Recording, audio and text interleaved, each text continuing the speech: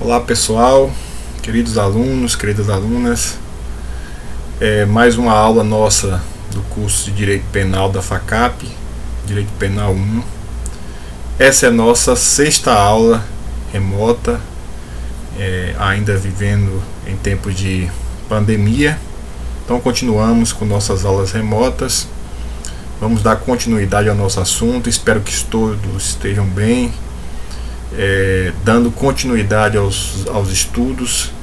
Fico contente que nós estejamos aqui conseguindo dar continuidade à nossa disciplina.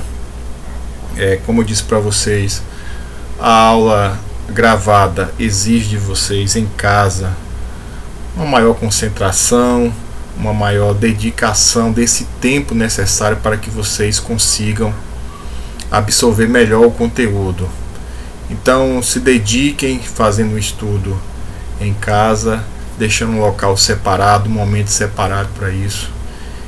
Tente ver a aula toda, por completo, fazendo as anotações, fazendo as pesquisas, parem para anotar. A aula segue com o material para acompanhamento, mas é necessário que vocês tenham essa disciplina, esse esforço de concentração para poder conseguir aí o melhor aproveitamento da aula.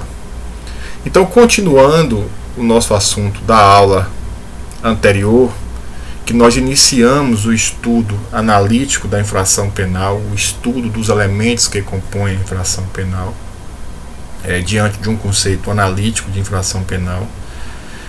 Nós iniciamos o estudo desses elementos, que também se chama de estudo estratificado do crime. O estudo dos elementos faz com que o operador do direito compreenda,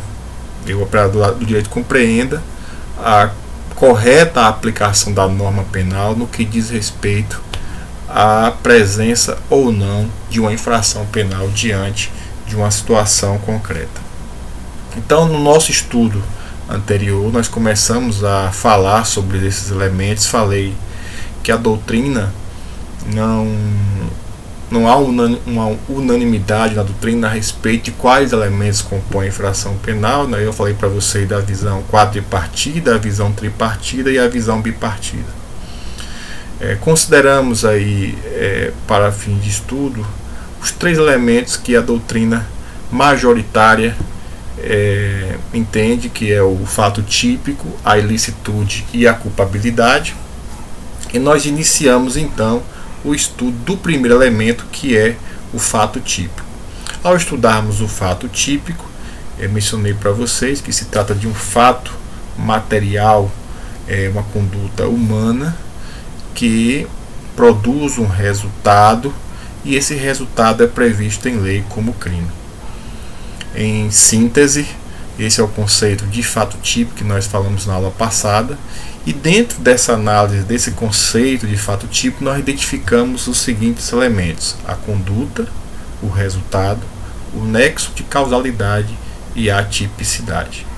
Então iniciamos pelo estudo da conduta, que é aí a engrenagem principal desse fato material, desse comportamento humano, que é a realização de um fazer ou deixar de fazer algo. Nós falamos então que é uma ação ou omissão humana voluntária, no conceito aí bem simplificado de conduta, a ação ou omissão humana voluntária que produz um resultado em lei previsto como crime. Então essa ação e omissão nos remete às formas de conduta, ou seja, a ação e a omissão, que também falamos na aula passada, que gera o crime comissível e o crime omissivo. E daí nós falamos das hipóteses de crimes omissivos, a classificação que a doutrina faz em homicídio próprio ou puro, e omissivo impróprio ou impuro, ou comissivo por omissão. Então, basicamente, eu estou aqui somente fazendo uma revisão da aula passada para que a gente consiga dar seguimento à aula de hoje, já que ela é uma sequência. Daí nós estudamos, ainda dentro de conduta, no seu conceito eu falei que conduta era uma ação ou omissão humana voluntária que produz um resultado descrito por lei como crime ou contravenção penal. Então, ao falarmos de ação e omissão, nós falamos sobre as formas de conduta. Só que, considerando aí principalmente o que é mais aceito hoje pela doutrina nacional e até estrangeira, ainda no conceito de conduta, a teoria finalista da ação, desenvolvida inicialmente pelo Hans Welzer, ou pelo menos aperfeiçoada por ele, a teoria finalista da ação nos indica que a conduta relevante para o direito penal é a conduta voluntária. O finalismo, de uma forma sintética, trouxe para a análise do fato típico dentro da conduta os elementos subjetivos, que antes eram analisados dentro da culpabilidade e passaram a ser verificados dentro da análise da conduta. Significa que para o direito penal só importa, ainda no aspecto da tipicidade, a conduta que é direcionada a uma finalidade. Quando nós colocamos esse aspecto de que a conduta é direcionada a uma finalidade, nós acrescentamos o elemento subjetivo na conduta. Ou seja, só importa ao direito penal a conduta voluntária, porque não está dentro da análise de comportamentos humanos, ou pelo menos relevantes para o direito penal, o mero agir como uma forma mecânica, como um mero processo de movimento do corpo. Esse movimento do corpo, na teoria do finalista da ação, tem que ser direcionado a uma finalidade.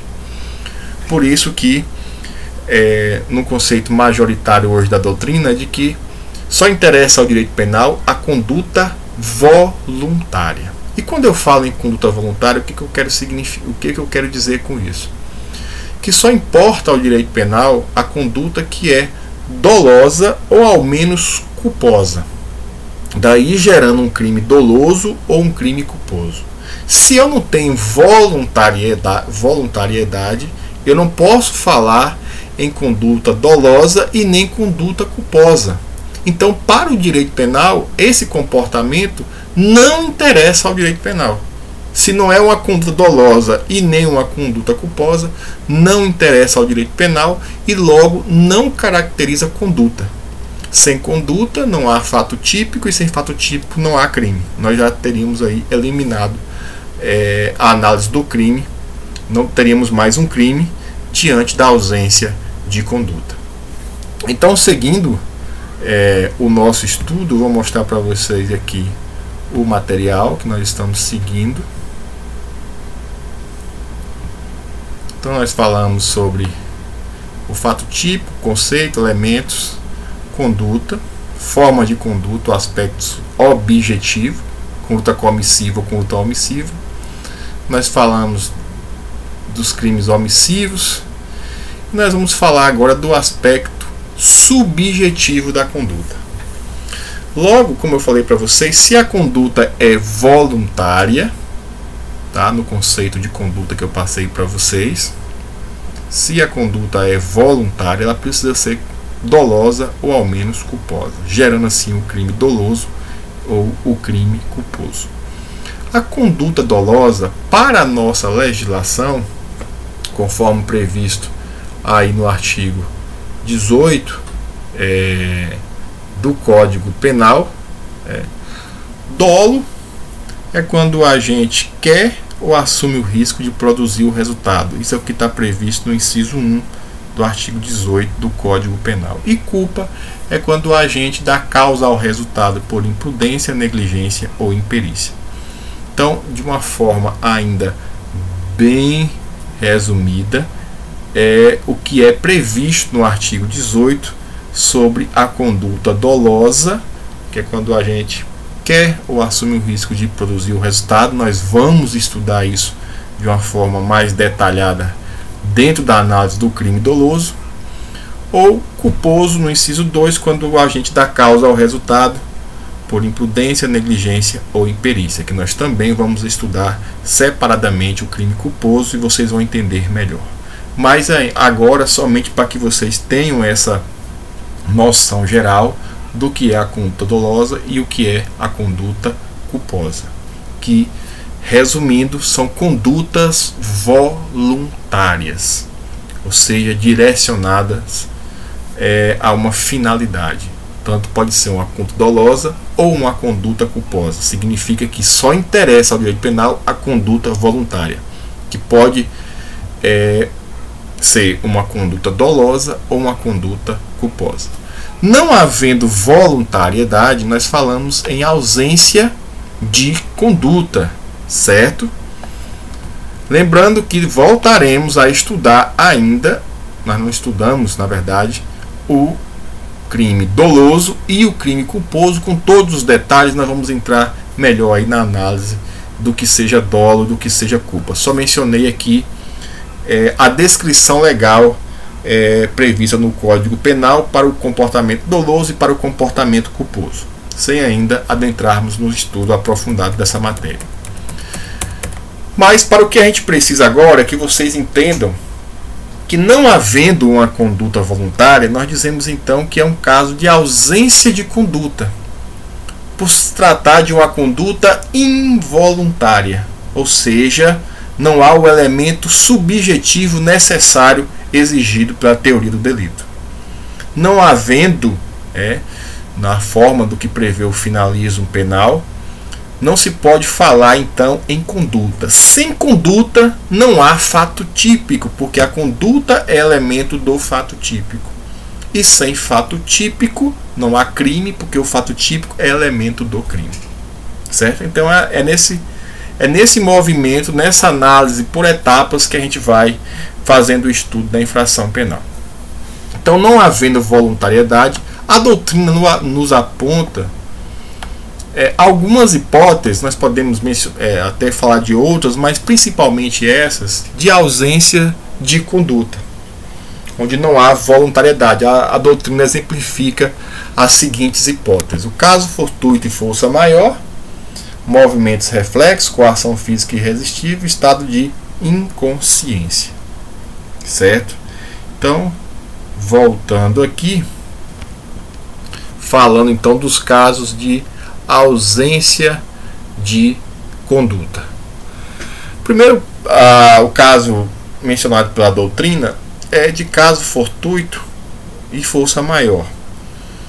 Nós temos aí na doutrina, tanto civilista como na doutrina penalista, uma grande confusão do que a distinção entre caso fortuito e força maior, ora mencionando o caso fortuito como um evento imprevisível, inevitável, a força maior como evento da natureza, o caso fortuito como algo de uma conduta humana, ou vice-versa. Não há unanimidade, seja na doutrina civilista, seja na doutrina penalista, a respeito da distinção desses dois institutos.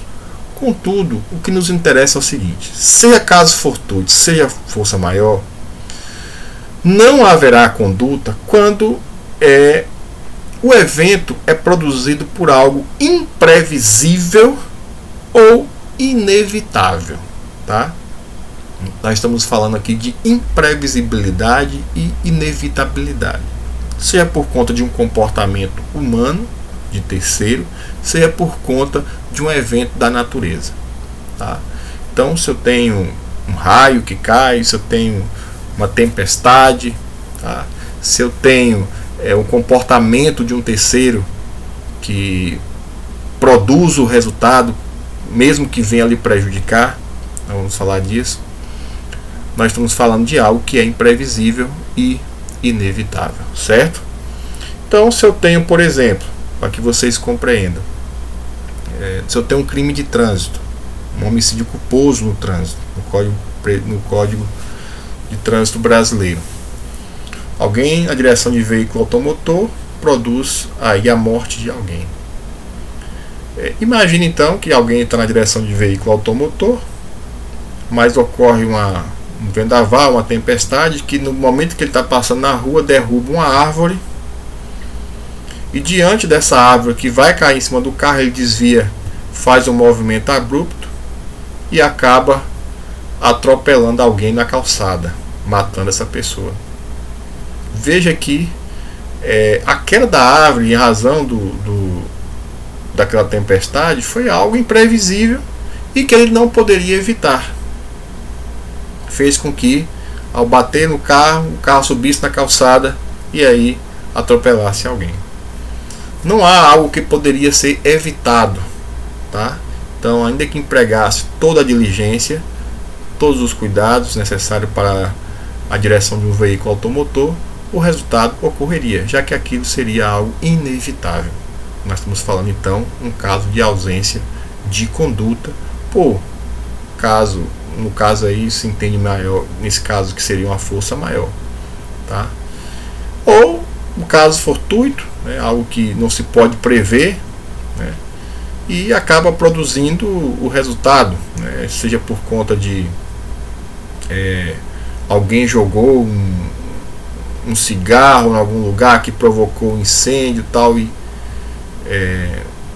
a pessoa que estava ali não poderia fazer nada para poder evitar. Ou você vai dirigindo seu veículo, alguém em comportamento suicida se joga em frente do carro, algo também que você não pode prever. Então, seja por um caso ou por outro, nós não temos aí a voluntariedade do comportamento. O agente não agiu nem com dolo e também não agiu com culpa. Sem dolo ou culpa, nós não podemos falar em conduta, nós podemos dizer diversos exemplos, né, que se encaixam aí como caso fortuito ou força maior. Sendo imprevisível ou inevitável, eu não posso então falar em comportamento doloso e também não posso falar em comportamento culposo, tá? A outra hipótese de ausência de conduta, mencionada muito pela doutrina, é de movimentos reflexos, tá? O que são movimentos reflexos? Vejam só, o ser humano, como ser racional, toda vez que vai praticar um comportamento, ele direciona seu comportamento de acordo com aquilo com seu entendimento, tá? Ocorre que alguns movimentos corpóreos não resultam de uma decisão, de uma racionalidade do agente, que são meros movimentos reflexos, que é uma excitação natural do nosso corpo ou dos nossos nervos. Então, em razão disso, não se pode falar então em conduta dolosa ou conduta culposa. Um exemplo bem que você consegue visualizar com muita tranquilidade disso é que, por exemplo, naquele exame que o médico faz, que ele bate o martelo no seu joelho, você vê que sua perna se levanta sem que você tenha qualquer decisão sobre isso. É um simples movimento corpóreo, tá? Então, transportando aqui para um exemplo bem poderia caracterizar um delito, né? Imagine que alguém está tomando os cuidados, mas está trocando uma lâmpada lá em casa, mas daí tem algum fio desencapado, essa pessoa toma um choque, e a pessoa que estava logo embaixo segurando a cadeira leva uma porrada no rosto por conta do movimento de tirar a mão de uma forma brusca ao tomar o choque.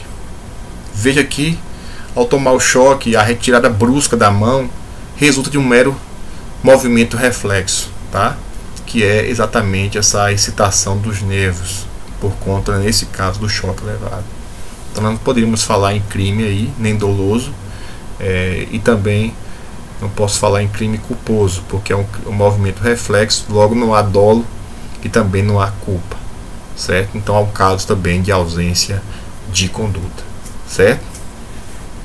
A outra hipótese é o que nós chamamos de coação física irresistível, ou coação física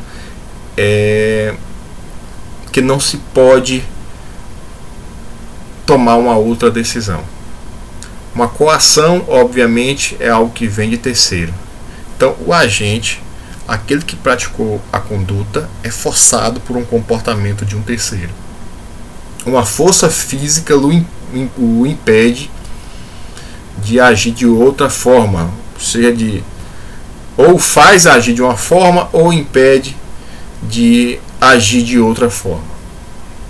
Então aqui falta voluntariedade em razão dessa força física. Então, por exemplo, se alguém mais forte do que você fisicamente te segura ou te amarra, você não pode responder por uma omissão, porque fisicamente seu comportamento está anulado. Você não poderia agir, ainda que a lei assim o exigisse, tá?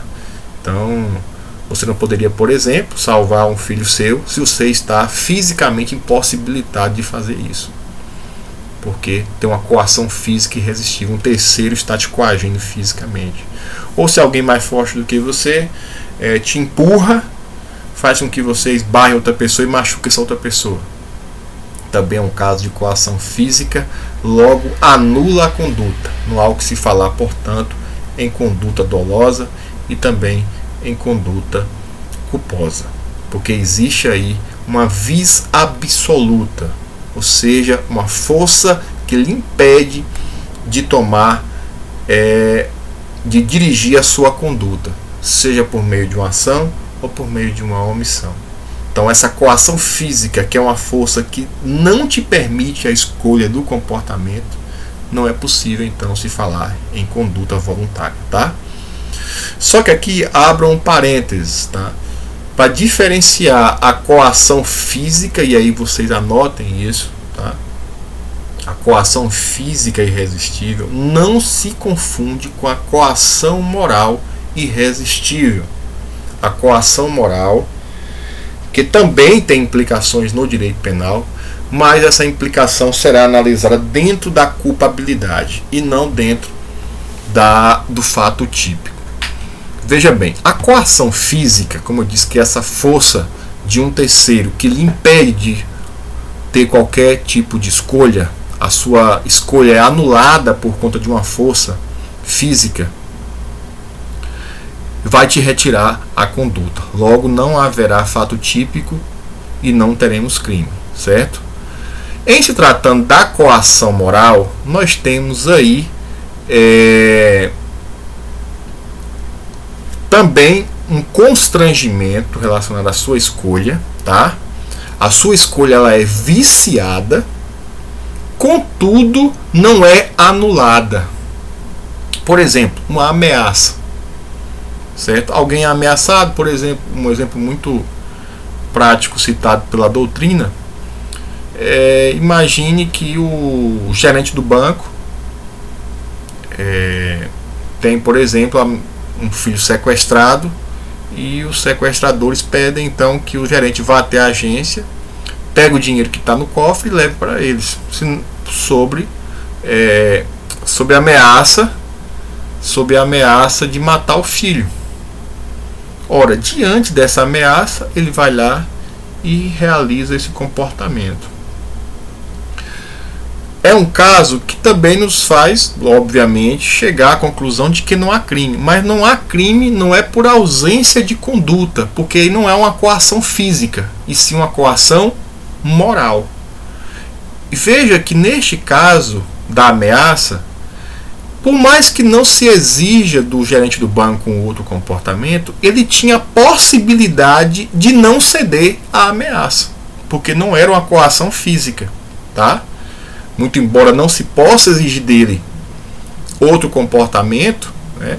Qualquer pessoa no lugar dele tomaria o mesmo comportamento diante da ameaça ao filho, mas ele poderia não ter tomado este comportamento e não cedido à ameaça, porque aí a escolha é viciada, mas não é anulada. Neste caso, não se exclui a conduta, vai excluir um outro elemento que é analisado lá na culpabilidade, o terceiro substrato do crime, terceiro elemento do crime, que vai excluir aquilo que nós chamamos de exigibilidade de conduta diversa. Logo, a coação moral irresistível exclui a exigibilidade da conduta diversa, que é elemento da culpabilidade. Então não haverá crime por ausência de culpabilidade.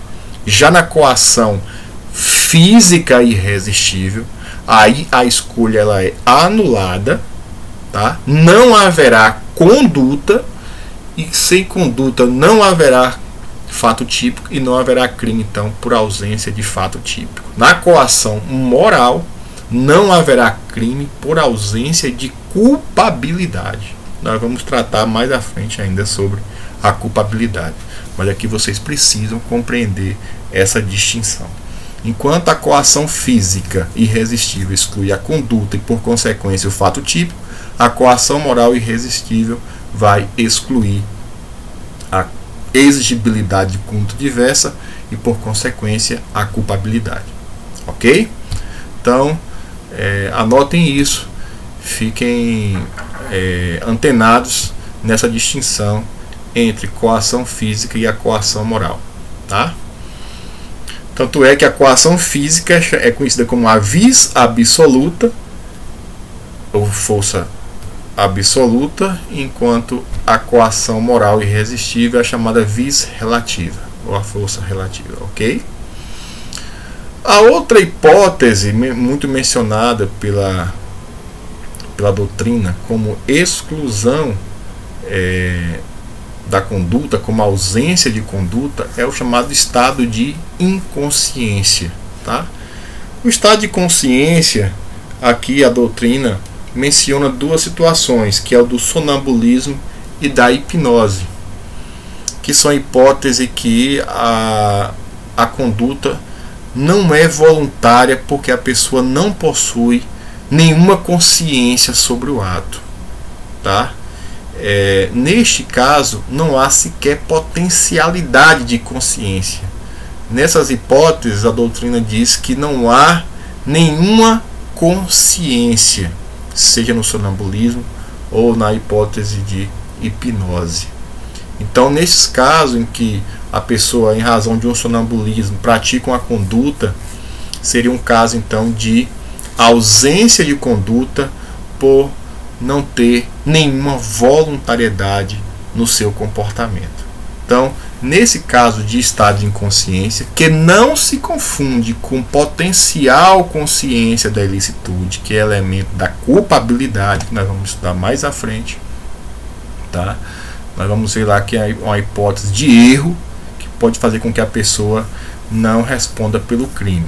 Mas neste caso, estado de inconsciência, há uma ausência total de consciência dos atos, como no caso do sonambulismo e da hipnose. Então, neste caso, então, a conduta não existirá. Então, essas hipóteses mencionadas pela doutrina, nós podemos ver também outras, mas essas são as mais comuns, mencionadas como ausência de voluntariedade do comportamento. Em qualquer uma dessas hipóteses, movimentos reflexos, caso fortuito ou força maior, movimentos reflexos, coação física irresistível e estado de inconsciência, nós teremos aí, são hipóteses exemplificativas de ausência de conduta. Sem conduta não há, portanto, fato típico, e sem fato típico não há crime.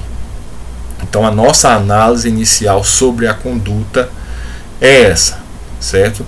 Nas próximas aulas nós vamos adentrar já no estudo específico dos crimes dolosos e culposos, tá?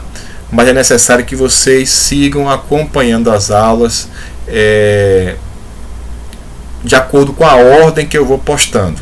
Então, assistam a aula 5, depois a aula 6, para que vocês compreendam, porque um instituto depende do outro, para que você compreenda e assimile melhor.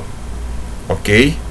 Então, essa é uma aula mais curta, porque a gente conclui aqui a parte de conduta e depois nós vamos tratar especificamente sobre, aprofundarmos mais aí sobre o aspecto subjetivo, falando então sobre crime doloso e crime culposo. Ok? Então, bons estudos. Qualquer dúvida, mandem e-mails, perguntas. Vou postar também no sistema Moodle. E até a próxima aula. continuem com os estudos, façam leitura de livros paradidáticos, estudem os livros didáticos, mas também façam leitura de outros livros. Ok? Então, mais uma vez, até a próxima aula.